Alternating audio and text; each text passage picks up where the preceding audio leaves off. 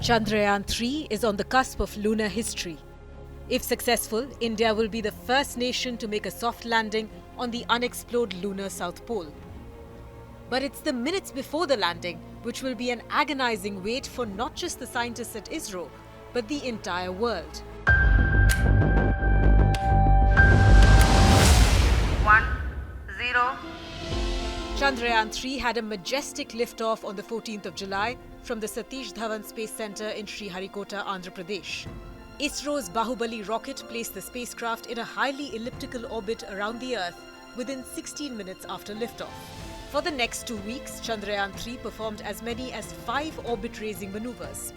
On the 1st of August, ISRO successfully injected the Chandrayaan-3 spacecraft into the lunar orbit, marking the completion of a critical phase in the moon mission. Over the next few days, multiple orbit reduction maneuvers were performed to lower Chandrayaan-3 to a 100-kilometer circular orbit and thereby bring it closer to the moon. On the 17th of August, the propulsion module detached from the Vikram lander, allowing it to descend from orbit. The propulsion module will now continue orbiting Earth for months or even years to come and study its atmosphere and measure the polarization of light from Earth's clouds. Finally, 2 deboosting maneuvers were done to bring the Vikram lander closer to the moon's surface in a 134-kilometer by 25-kilometer elliptical orbit before the powered descent begins.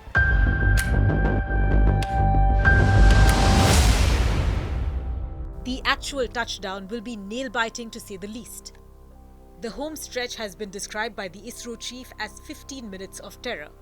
The Vikram lander will begin its descent towards the moon's surface from an altitude of 25 kilometers. In the process, which is called a powered descent, the lander will start hurtling towards the moon at 6,000 kilometers an hour. Just to put things in perspective, that's almost 10 times the velocity of an airplane. The lander will slow down while its engines will keep firing. This is called the rough braking phase, which lasts about 11 minutes.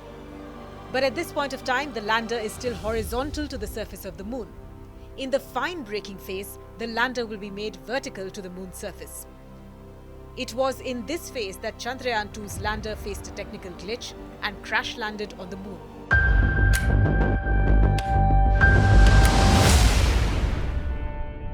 Then comes the really tricky part.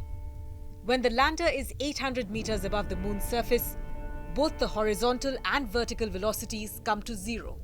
The lander is left hovering above the lunar surface while surveying the landing strip. Then the Vikram lander will go down further and stop to hover again at about 150 meters.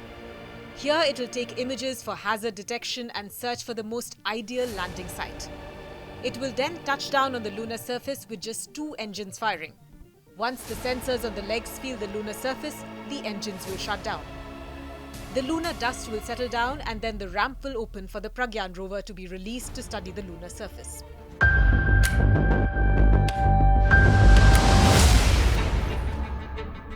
To ensure that everything goes to plan on the 23rd of August, ISRO has incorporated a failure-based design that focuses on potential failure scenarios and how to protect the mission against any adversities.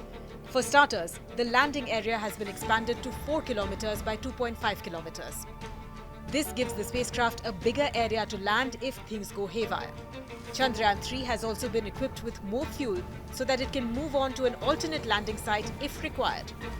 It also has more solar panels so that it can ensure power generation irrespective of how it lands. The vertical velocity component has also been increased from 2 meters per second to 3 meters a second. The landing process has been made simpler. Chandrayaan-3 will not be making any calculations to find the landing spot.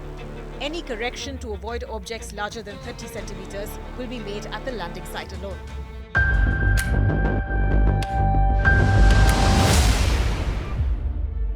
The big moment which the world will be waiting for is when the lander takes images of the rover and the Pragyan rover in turn takes images of the Vikram lander. Then the science will begin. For 14 Earth days or 1 lunar day, the rover will gather data and analyze the chemical composition of the surface, rocks and soil of the lunar South Pole, something that has eluded scientists for decades now.